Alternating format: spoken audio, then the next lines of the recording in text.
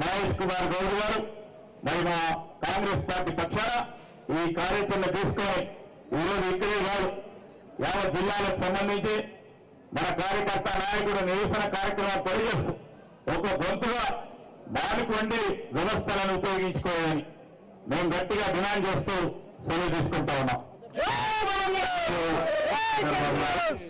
ఇప్పుడు మాట్లాడబోతున్న దయచేసి ఒక్కటే నిమిషం మాట్లాడడం 10:30 నుంచి ఇతర కార్యకర్తలు కూర్చోన్నారు. చాలా ఆలస్యమైంది. ఒక్కొక్క నిమిషం మిగతా వారు మాట్లాడుతున్న పెద్దలు సర్వ సత్యనారాయణ గారు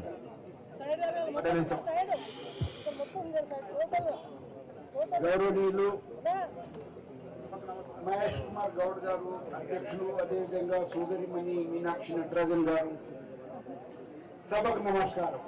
వచ్చిన మీ అందరికీ సోదరి సోదరులకు పత్రికా విలేకరులకు అందరికీ కూడా నా హృదయపూర్వక నిజంగా కూడా చాలా దురదృష్టం. ఈరోజు మరి నరేంద్ర మోదీ గారు, అమిత్ షా గారు వాళ్ళిద్దరూ కేవలం పరిపాలన మీద దృష్టి సారించకుండా గాంధీ ఫ్యామిలీ మీద దృష్టి సారిస్తున్నారు.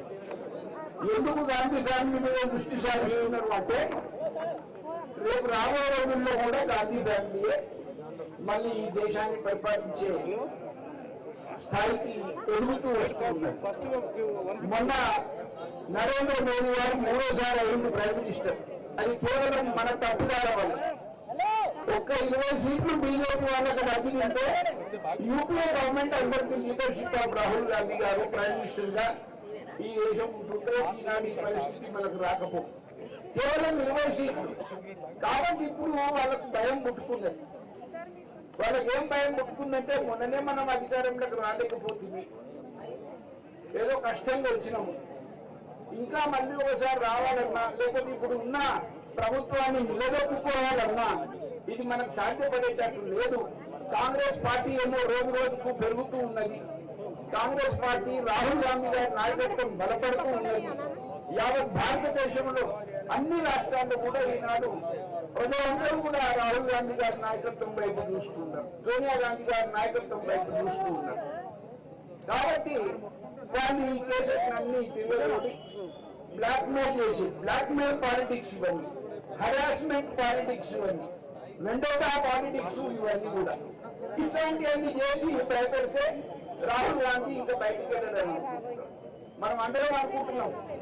ఇవాళ రాహుల్ గాంధీ గారికి సోనియా గాంధీ గారికి ఈడీ ఇచ్చిందని. నిన్నగాక మొన్న రాబర్ట్ వడ్డేరా గారికి కూడా ఇచ్చింది. రాబర్ట్ వడ్డేరా గారిని 3 రోజుల నుంచి తిప్పుతున్నారు. అది కూడా గాంధీ కుటుంబమే. అంటే ఆ కుటుంబాన్ని టార్గెట్ చేయాలి. ప్రియాంక గాంధీ భర్తను కూడా టార్గెట్ చేయాలి, ప్రియాంక టార్గెట్ చేయాలి. కాబట్టి నువ్వు ఎంత దబాయించినా, ఎంత కేసులు పెట్టి హ్యూమిలియేట్ చేసినా ఉన్నా కానీ దేశంలో కాంగ్రెస్ పార్టీ వేస్తూనే ఉంటుంది.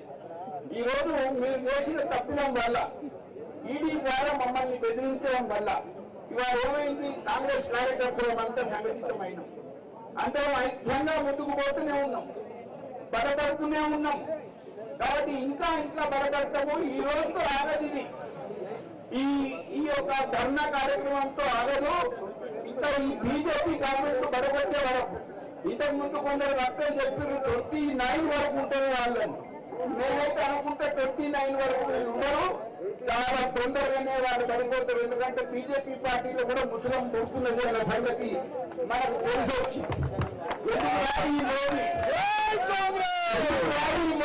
ఎందుకు రాయి పరిపాలన మాకు అసలు మోదీ హటాओ బీజేపీ బచాओ, మోదీ హటాओ దేశ్ బచాओ, అమిత్ షా హటాओ దేశ్ బచాओ అని బీజేపీ వాళ్ళు అంటున్నారు.